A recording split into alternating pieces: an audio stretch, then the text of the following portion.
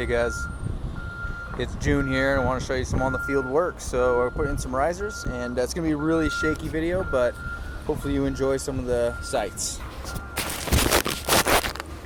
So right now we did some trimble, and we put in all this pipe right here. Trimble to lay it all out in the trenches, and right now we're putting on some risers. And we're using PVC for this underground, which is going to be connected to some trenches. Band. And the reason why we're putting these on is because we're going to test it with water at 10 foot ahead. So that's what I'm doing right now, and I guess this is kind of what it looks like on the job.